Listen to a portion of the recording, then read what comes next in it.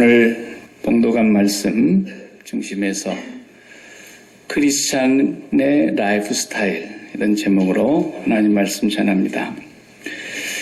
라이프 스타일 그러면은 우리가 2012년인가요? 2012년으로 기억이 되는데 온 세상 사람들이 춤을 추게 만든 오빠는 강남 스타일. 세상의 유행이라는 건 금방 그냥 지나가 버리니까 한때 그렇게 뛰다가 요즘은 이름도 그저 기억이 안 날 거예요. 우리 고국에는 똑같은 서울이라도 강남하고 강북하고 한강을 사이에 두고 차별을 하는 그런 분위기가 있지 않습니까? 그 비디오 만들었던 그 싸이라는 친구가 이 가사를 만든 그 이유나 배경을 보니까 그게 뭐냐면 강남에 살고 있는 젊은이들의 그 세태, 한마디로 말하면 태폐적인 세태죠. 강남에 놀고 있는 젊은 애들의 그런 그 태폐적인 세태가 어떠하다는 것을 그 가사에다가 담아놨기 때문에 가사의 내용조차도 별로 좋은 것이 없어요. 서양 사람들이야 뭘 알겠습니까? 그냥 펄떡펄떡 말 타는 것처럼 뛰니까 괜히 그냥 신바람 나서 그러는 거지. 그 스타일이 강남하고 강북이 차이가 있다라는 거죠.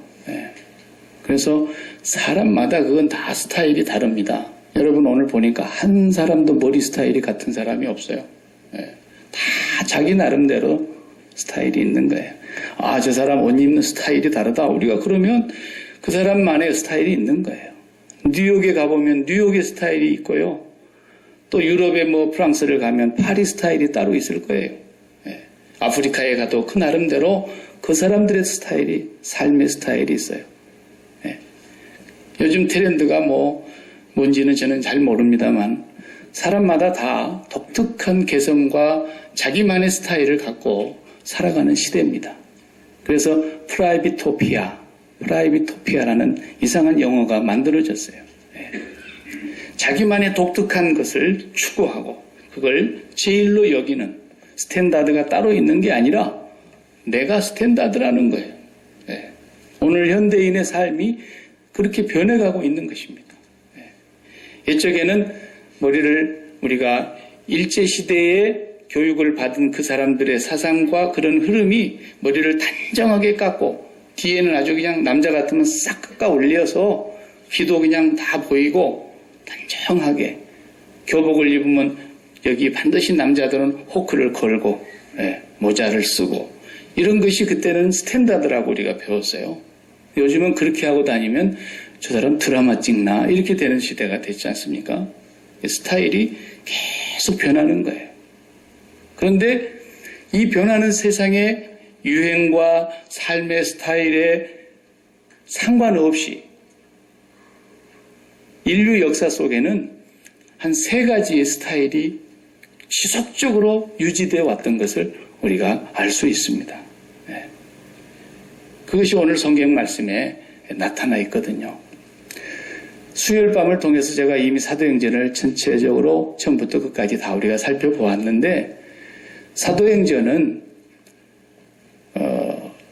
주님이 십자가에 죽으시고 부활하시고 그 다음에 40일 후에 승천하시고 약속대로 열흘쯤 지나서 오순절에 성령님이 오셨습니다. 그러자 성령이 오신 그 이후에 제자들과 그리스도인들의 삶은 예수님이 이 땅에 계셨을 때의 그때 시절의 사도들의 모습이 아니었어요. 완전히 삶의 스타일이 바꾸어져 버렸어요. 이 사람들이 갑자기 나가기 시작합니다. 그리고 소리를 질러대는데 예수가 사셨다. 예수가 그리스도다. 너희가 십자가에 못 박은 그 예수 그리스도를 하나님이 약속대로 살리셨고 그가 우리의 구세주이시고 그를 믿어서 죄사함을 받아야 여러분이 산다. 막 예수님 전하고 다니는 거예요. 그러니까 숨어서 문거로 잠그고 부활했다고 하는 소식을 듣고도 벌벌 떨었던 사람들이 완전히 삶이 바뀐 거 아닙니까? 그래서 사도행전을 보면은 베드로가 외치니까 하루에 3,000명도 회개를 하고 5,000명도 세례를 받고 돌아오고 막 이런 일들이 벌어졌어요. 네. 그리고 너무 많이 모였는데 가난한 사람들 구제하다가 또 말썽이 생겨서 이제 교회 안에 구제하는 사람들을 따로 뽑고 이래 했잖아요. 그렇게 진행되어 가던 이 교회가 사도행전 7장에 와서 붙어서는 분위기가 바뀌는 거예요. 예수를 십자가에 못 박도록 뒤에서 조종하고 내어주었던 바리새인들이 가만히 있을 리가 없잖아요.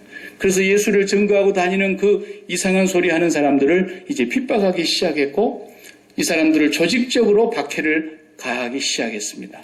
그 선두에 선 사람이 우리가 잘 아는 대로 사도 바울 되기 전에 사울이라고 하는 그 청년 시절에 자기가 선두에 섰던 사람이에요.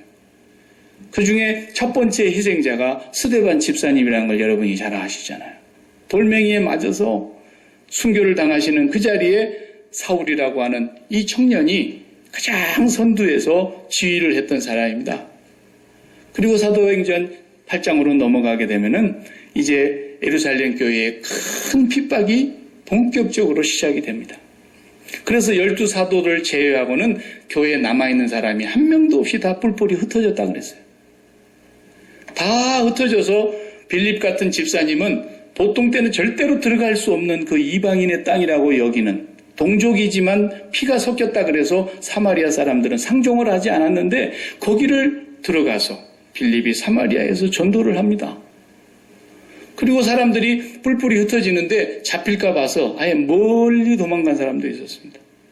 그게 오늘 이름이 나오는 구브로 섬, 사이프러스 섬으로도 도망간 사람들이 있고 저 남쪽에 안디옥까지 도망을 갔던 비시디아 안디옥이 아니라 저 이방 땅 수리아 지역의 안디옥이라는 것들까지 도망을 갔단 말이에요. 막 흩어진 거예요. 우선 잡히면 죽거나 감옥살이 해야 되고 고문을 당할 거고 위협을 받는 것이 다반사니까 마치 IS를 피해서 시리아 난민들이 막 유럽으로 몰려오는 것처럼 그 당시에 이 초대 그리스도인들이 막 도망을 가고 흩어지기 시작합니다. 그게 8장의 얘기였고 9장에 와서 비로소 수색하고 이렇게 잡을 수 있는, 그래서 잡아다 가두들 수 있는 그런 권세를 가지고 대제사장들의 공문을 가지고 이제 가던 그 사울이라는 청년 일행이 하늘로부터서 하나님께서 빛으로 사도 바울을 거꾸로 때리지 않습니까? 9장에서 보면 사도 바울이 극적인 회심을 하게 되지요.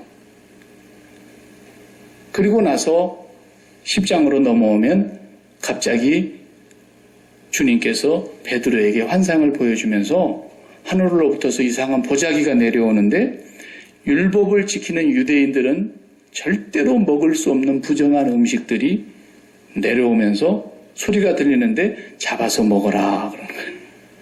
그러니까 저는 어릴 적부터 이런 거 한 번도 먹은 적이 없습니다. 내가 깨끗하다 그러는데 네가 더럽다 그러지 말고 잡아서 먹어라. 3번 연속 그걸 보여주시는데 그때의 그 환상이 이방인을 구원하시겠다고 하시는 하나님의 계획을 보여주신 환상이었거든요. 동시에 이방 땅에 고넬료라고 하는 백부장이 그 하나님의 천사의 지시를 받고 저 시몬의 집에 있는 베드로를 청해서 네가 말씀을 들어라. 그런 천사의 지시를 받고 신하를 보내가지고 그 요바에 가 있는 베드로를 불러오지 않습니까? 베드로 사도가 처음으로 이방 사람의 집에 들어갑니다. 유대인들은 절대로 들어가질 않죠. 들어가서 내가 절대로 이방 사람의 땅에 들어올 없고 들어오지 못하게 되는 것이 우리의 규례인 것을 당신도 아는데 왜 불렀습니까? 그러니까 천사가 한 얘기를 듣고 자기는 기도하다가 지붕 위에서 환상을 본 얘기와 딱 맞춰보니까 하나님이 보내신 게 맞단 말이죠. 그래서 거기에서 이제 복음을 전합니다. 복음을 전하고 있는데 말씀 듣는 사람들 위에 성령이 임하시더라 그랬어요. 그리고 그 속에 많은 사람들이 예수를 다 믿게 되니까 거기서 물로 세례를 또 베풀었어요. 이게 문제가 된 거 아닙니까? 베드로 사도가 이방인의 집에 들어가다니 금방 소문이 퍼졌어요. 왜냐하면 일행이 다 같이 갔으니까. 그래서 베드로를 예루살렘 교회에서 이제 치조를 합니다. 당신이 어떻게 그럴 수가 있느냐. 그때 베드로가 환상 본 얘기와 고넬료의 집에서 일어났던 성령의 역사를 그대로 설명을 해냅니다. 하나님께서는 유대인들만의 하나님이 아니라 유대인들만을 구원하셔가지고 유대인들을 이 땅에서 다윗의 백성으로 삼고 나머지 사람들은 다 지옥의 땔감으로 불 떼려고 만든 백성이 아니라 만민을 구원하시기 위해서 하나님이 먼저 유대인을 선택하셨다는 것을 이제 베드로 사도가 그래도 12사도의 수제자니까 먼저 보여주신 거죠. 베드로가 그 경험을 한 이후에 오늘 우리가 19절부터 내용은 바로 이어지게 됩니다. 오늘 사도행전 11장 19절의 얘기가 이제 무슨 얘기입니까? 8장에서 흩어졌던 사람들의 얘기가 나옵니다. 핍박으로 인해서 성도들이 막 뿔뿔이 흩어졌는데 그 뿔뿔이 흩어진 사람들이 복음을 전하기 시작한 거예요. 그 사는 곳에 가가지고 맨몸으로 간 거지요. 오단불 걸치고 그냥 도망간 겁니다. 그리고 흩어졌던 사람들이 열심히 복음을 전하는데 처음에는 유대인들에게만 전했다 그랬지 않습니까? 자기 동족 유대인들에게만 전했어요. 그런데 조금 다른 분들은 유대인 아닌 헬라 사람들 이방인들에게도 전했단 말이에요. 그런데 이상한 일이 벌어집니다. 헬라 사람들이 예수를 믿고 돌아오는 거예요. 많은 사람이 돌아오는 거예요. 그러자 이 소식이 예루살렘 교회에 전달이 되었고 예루살렘 교회에서 그 상황을 또 조사하기 위해서 바나바를 보낸 것이었어요. 바나바가 와서 직접 눈으로 보니까 사실인 거예요. 유대인들보다도 이방인이 더 많이 돌아오는 거예요. 그러자 바나바 혼자서는 이걸 감당할 수가 없으니까 바나바가 저 다소에 사울이라는 청년이 이제 회심을 하였지만 그가 복음을 전하기에는 아직 일러서 사람들이 바울을 받아주질 않는 거예요. 저 사람 틀림없이 거짓말이다 저거. 저래 속여가지고 우리를 다 한꺼번에 몽땅그리 잡으려고 하는 저 술수 아니겠느냐. 믿어주지 않는 거예요. 사울은 너무너무 그동안에 잔인하게 예수 믿는 사람들 핍박했던 사람이니까. 자기 고향 다소로 내려가서 조용히 은둔하고 집거하고 있었던 거죠. 그런데 바나바가 그 사람을 데리러 가서 사울을 데려다가 안디옥에서 같이 목회를 하셨어요.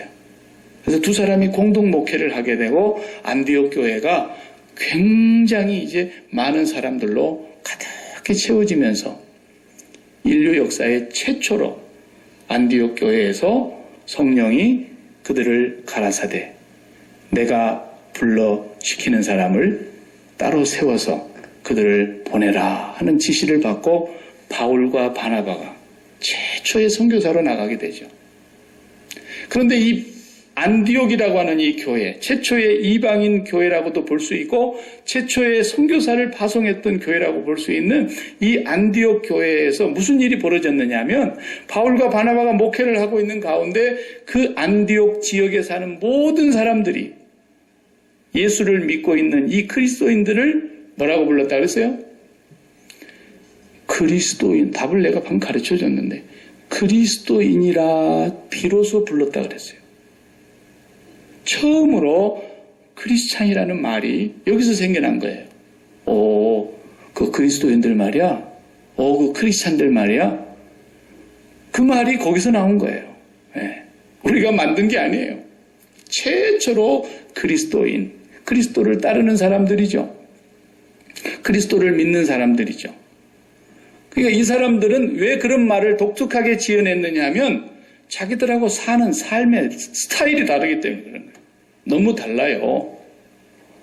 많이 달라요. 이 사람들이 한마디로 지금 겉모양으로는 거지나 다를 바 없어요. 집이 있습니까? 절이 있습니까? 옷이 걸친 것 외에는 있기를 합니까? 밥을 먹을 수 있는 돈이 풍성하긴 합니까? 이 사람들은 그냥 몸만 빠져나와가지고 멀리 도망 나왔어요. 그리고 잡히지 않으려고 숨어 살면서 기회를 얻는 대로 가서 복음을 전하고 있는 거예요. 그러니 이 사람들이 가서 남의 집에 가서 밥을 얻어먹어야지 먹고 사는 사람들이고 남의 사람들이 들어와서 자라고 그래야 가서 어디 가서 그늘막이라도 얻어서 잘 수 있는 사람들 아닙니까? 이 사람들이 뭐라고 전도했을 것 같습니까? 예수 믿으면 엄청나게 복 받습니다. 근데 그 복이 건강하고 장수하고 사업에 성공하고 자녀들은 출세하고 기가 막히게 복을 받습니다. 이런 얘기 했겠습니까, 여러분? 한번 상식적으로 생각을 해보세요. 그러면 그 듣는 사람들이 뭐라 그랬겠어요? 네 꼬라지나 바꿔라. 니는 지금 맨날 우리 집 와서 밥 얻어먹고 살고 있고 잠 재워줘야 네가 잠을 자고 있고 그러는 처지에 뭐 예수 믿으면 복 받는다는 얘기가 어떻게 나오겠어요? 그러니까 이 사람들은 그런 얘기를 죽었다 깨나도 할 수가 없는 거죠. 이 사람들 입에서 나오는 얘기는 뭐냐? 예수가 그리스도다. 예수가 하나님이 약속하신 메시아다. 이 예수 그리스도께서 우리 죄를 위해서 십자가에 죽으셨다. 우리도 그 십자가에서 그리스도와 함께 죽어야만 산다. 예수 그리스도를 믿어야 된다. 계속 그 얘기만 하고 다니는 거예요. 그러니까 유대인들이 고린도전서 1장 22절에 보면 사도 바울이 그런 말씀했잖아요. 십자가의 도가 유대인들에게는 뭐라 했어요? 거치는 것이다라는 거예요. 유대인들은 표적을 구하고 헬라인들은 지혜를 구하나 우리는 십자가에 못 박힌 그리스도를 전하니 유대인들에게는 뭐예요? 거치는 것이고 헬라인들이 볼 때는 미련한 것이로돼. 구원을 얻는 우리들에게는 하나님의 지혜요 하나님의 능력이라 그랬다. 유대인들은 뭐라 그랬어요? 야, 그딴 소리 하지 마. 너희들이 믿는 그 예수 그리스도 아니 십자가에 죽었다며. 죽은 사람을 살리면 뭐해? 병자를 고치면 뭐해?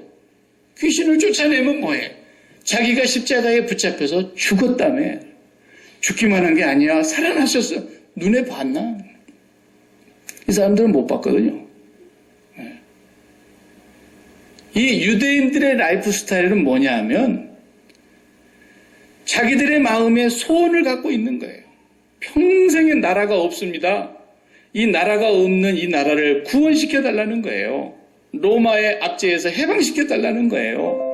우리가 지은 모든 농사 다 조공으로 바쳐야 되는데 세금 뺏어가는 저놈들 다 메시아가 와서 벼락 맞게 해달라는 거예요. 그리고 우리가 이 나라를 다시 세워서 다윗의 왕국을 일으키고 우리가 세계 열방의 왕이 되는 제사장 나라가 되게 해달라는 그 사람들의 마음의 소원은 그거예요. 그것을 이루기 위해서 뭐가 일어나기를 바라느냐?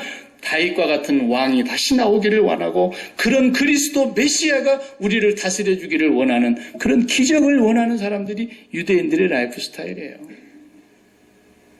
그런데 메시아가 와서 십자가에 뭐 죽었다는 둥, 그 사람과 함께 십자가에서 못 박힌 자가 산다는 둥, 이딴 소리만 맨날 하니까 얼마나 그 사람들이 우스꽝스럽게 생각했겠냐고요.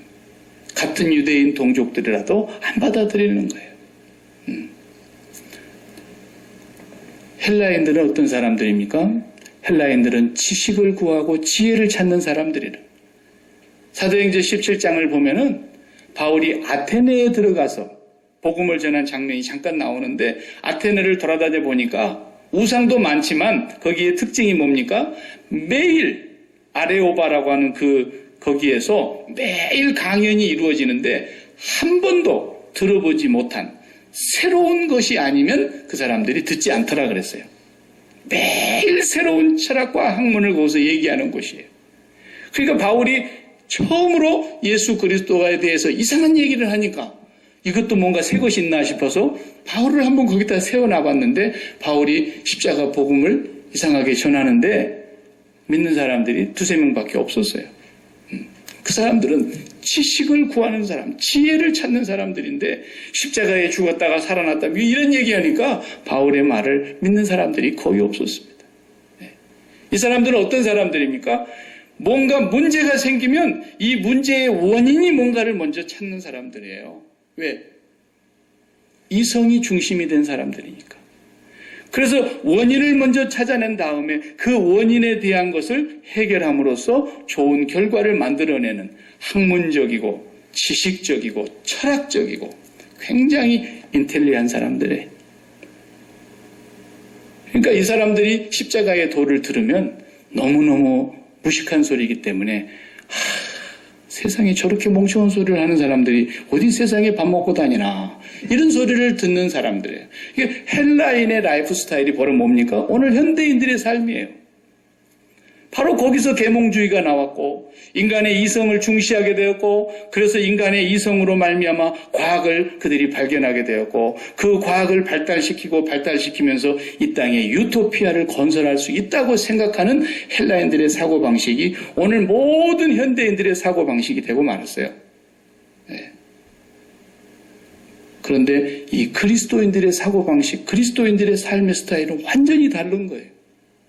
이 사람들은 뭐냐? 자기들의 마음속에 소원을 갖고 하나님의 기적과 표적을 구하는 유대인들의 삶도 아니고 이 사람들은 뭔가 문제가 생기면 그 원인을 규명해서 원인을 철저하게 파악한 뒤에 그것을 해결함으로써 반드시 자기의 삶을 극복해내는 그런 헬라 철학과 헬라인들의 삶이 아니라 이 사람들은 자기들 앞에 놓인 모든 문제에 대해서 예수 그리스도와 함께 십자가에서 죽어버리고 그들의 마음속엔 오직 하나님 한 분만을 모시고 살면서 내 앞에 어떤 문제, 어떤 환경, 어떤 사건이 벌어진다 할지라도 내 소원대로 마옵시고 당신의 뜻이 이루어지기를 바랍니다. 그러고만 살아가는 거예요. 이게 바로 그리스도인들의 삶이 되다 보니까 유대인들이 봐도 미련하게 보이고 헬라인들이 봐도 답답하기 이를 데 없는데 이 그리스도인들의 삶이 너무나 독특하니까 안디옥에서 저것도 그리스도인들이다. 이런 말이 처음 나왔다고 말해요. 이 사람들은 지금 핍박을 받아서 나온 사람들입니다. 육체적으로 어떤 핍박을 받습니까? 일단 잡히면은 고문을 당하겠죠. 바울도 나중에는 사도로 사역하면서 40에 하나 가만 39대씩 맞는 채찍으로 맞는 매를 5번이나 맞았다 그러지 않습니까? 3번은 태장으로 맞았고 얼마나 고난을 많이 당했습니까? 그러니까 이 그리스도인들이 육체적으로 많은 핍박을 당합니다. 물리적으로 재산도 빼앗길 수 있습니다. 집에서 살 수가 없으니까 자기들의 안전한 가옥을 다 빠져나와야 되니까 오늘날로 하자면 시리아 난민들처럼 그렇게 정말 안타까운 삶을 살 수밖에 없었다는 거죠. 이게 초기 그리스도인들 안디옥에서 그리스도인이라고 칭함을 받았던 사람들의 라이프 스타일이었다는 거예요. 네. 이것은 무엇을 말해주느냐면 예수를 안 믿는 사람들에게는 몸으로 혹은 물리적으로 혹은 경제적으로 혹은 지리적으로 이렇게 우리가 누릴 수 있는 자유를 빼앗기는 그런 핍박과 박해를 받는 것이지만 그리스도인의 라이프 스타일이라는 건 뭐냐면 주님 오시는 날까지 이 세상에서 계속 핍박받는 사람들이에요. 미국에 있으면 핍박이 없는 것 같죠? 예수 믿는다고 잡아가던 사람 봤습니까? 오늘 여러분 교회에 이렇게 오시는 중에 혹시 경찰한테 붙들려가지고 한번 끌려갔다가 오신 분 있습니까? 아무도 우리를 물리적으로 이제는 핍박하는 사람이 없습니다. 그럼에도 불구하고 그리스도인은 누구냐? 오늘날 핍박받는 사람들이라는 거예요. 무슨 핍박을 받는 사람이 그리스도인이냐? 누가 핍박을 하길래? 바로 여기 서 있는 박 목사가 여러분을 핍박하는 사람들이에요.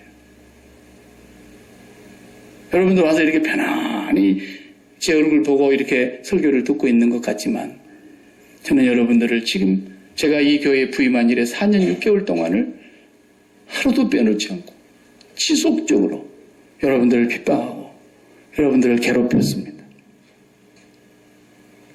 어떻게 해서든지 건강하게 장수하려고 하는 사람들 보고 그러지 말고 그리스도와 함께 건강에 대해서 죽으라고, 어떻게 해서든지 돈을 좀 벌어서 삶의 안정을 빨리 찾고 삶의 여유를 갖고자 하는 사람들에게 그 소원을 십자가에 못 박고 하나님을 마음에 소유하라고, 어떻게 해서든지 우리 자녀들이 좀 출세하고 이 주류 사회에 뿌리를 내려서 다음 세대에는 우리같이 이렇게 힘들게 살지 않고 성공적인 삶을 살았으면 좋겠다는 그런 간절한 정말 아메리칸 드림을 갖고 있는 그 자녀들을 향해서 제발 자녀들 좀 십자가에 못 박고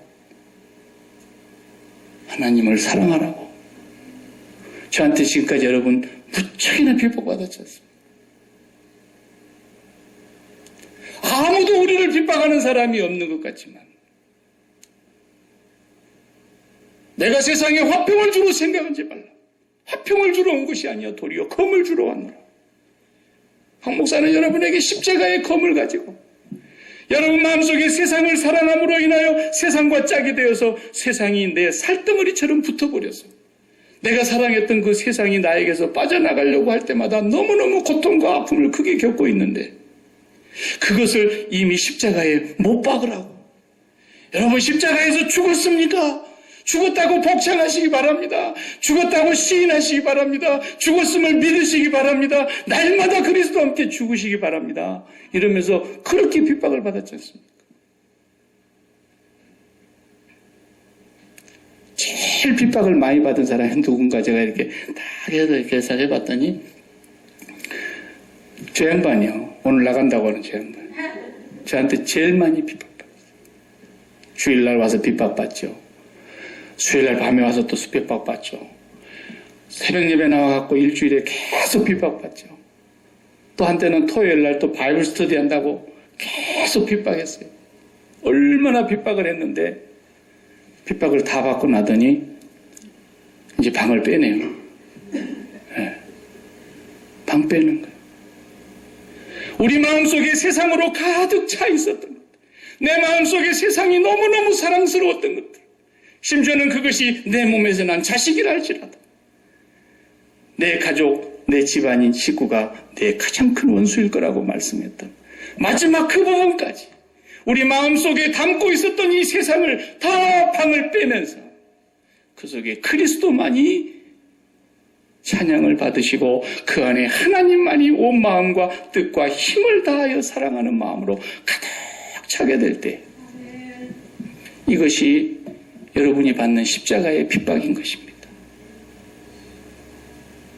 오늘날 교회는 그 십자가의 핍박이 없어지면서 그 십자가의 검이 없어지면서 오늘날 교회가 무너지기 시작했던 것입니다. 사탄이 맘 놓고 휘젓고 다니는 교회가 되고 말았습니다. 성도들이 수만 명이 모인다 해도 아무런 힘이 없는 모아운의 군중들 모아놓은 것밖에는 안 되는 그런 교회로 전락하고 말았습니다. 존말 올 때 방 빼시기 바랍니다. 존말 올 때 방 빼시기 바랍니다. 하나님께서 방 빼라 그럴 때 빼셔야지. 나중에 하나님이 직접 손을 들어 빼시기 시작하면 그 아픔과 고통을 어떻게 감당하시려고 그럽니까? 십자가를 바라다보고 있노라면 주님이 죽으신 그 죽음이 나의 죽음이라는 것을 묵상하고 고백하고 날마다 입으로 시인하며 나는 그리스도와 함께 2000년 전에 예전역에 세상의 모든 것들을 마음의 방에서 방 뺀 사람입니다. 바울은 그리고도 부족해서 날마다 죽노라고 고백했던 사람입니다. 교회를 나온다는 것은 우리 마음속에 세상을 사랑하는 것들을 날마다 십자가의 검으로 박해하고 십자가의 검으로 수술하고 십자가의 검으로 떼어내어서 교회는 십자가의 복음으로 세상을 사랑하는 사람들에게 핍박을 가하는 것입니다. 그래서 세상이 빠져나간 그 자리에 하나님 한 분만이 계시는, 그래서 나는 살아도 주를 위하여 살고 죽어도 주를 위하여 죽나니 사나 죽으나 나는 주의 것이며 차라리 내가 몸을 떠나 그리스도와 함께 있는 것이 더 좋은 줄 알지만 하나님이 이 땅에 사명이 있어서 아직 살려두신 그 뜻 외에는 더 이상 살아야 될 이유가 없는 십자가의 복음으로 날마다 핍박받는 교회, 그 교회가 진정한 교회인 것입니다. 방 빼셔야지 여러분도 나갈 거 아닙니까? 예, 여러분이 다 나가야 또 나도 나가지 또 어떻게 하겠어요? 예, 또 다 나가면 안 되지 그래도. 예, 보내는 사람도 있어야 되니까. 여러분, 주님은 말씀하십니다.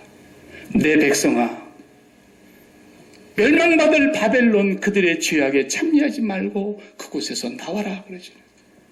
내 백성아, 언젠가는 반드시 침몰하기로 약속되어 있는 이 세월호에서 내려라 그러잖아요. 주님은.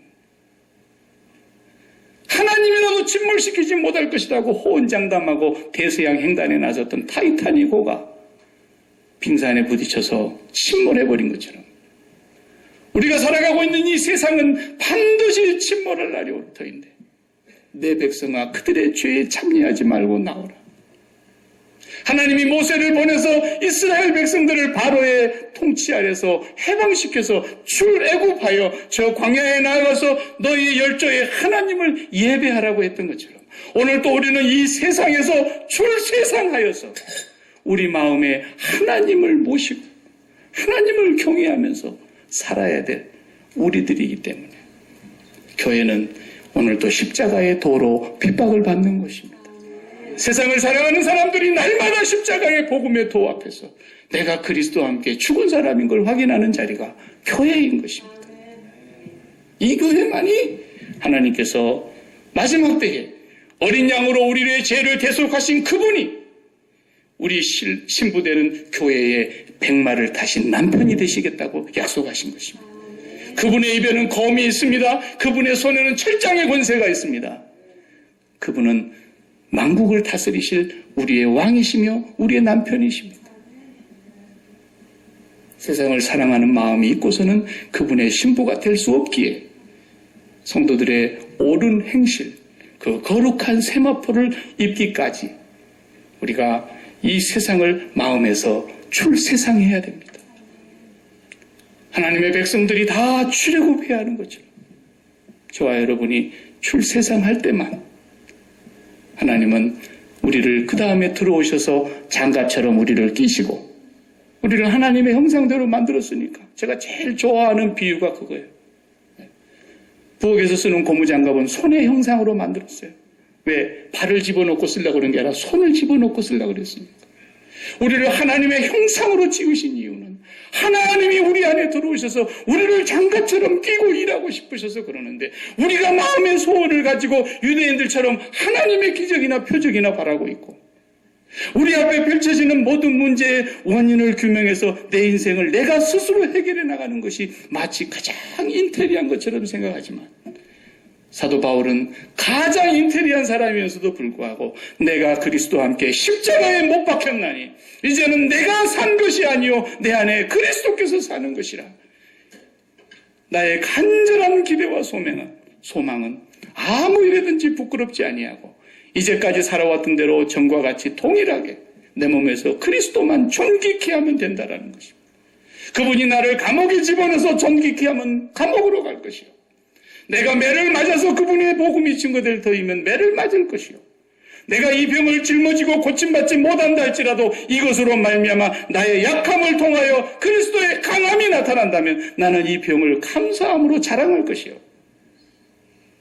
이게 그리스도인의 라이프 스타일이라는 거예요. 그 앞에 내 소원이 없어요. 나는 그리스도와 함께 죽었고 그리스도만이 내 안에 장갑처럼 나를 끼시고 들어오셔서 나를 통해서 완전하신 하나님의 하늘의 뜻이 나를 통해서 이 땅에 이루어지게 하기 위해서 저와 여러분을 부르신 것입니다. 이 십자가의 핍박을 달게 받으시고 박 목사가 전하는 이 십자가의 복음이 여러분을 더 이상 핍박하는 말로 들리지 않을 때이면 여러분 진정으로 자유하는 자가 될 것입니다. 기도하십시다.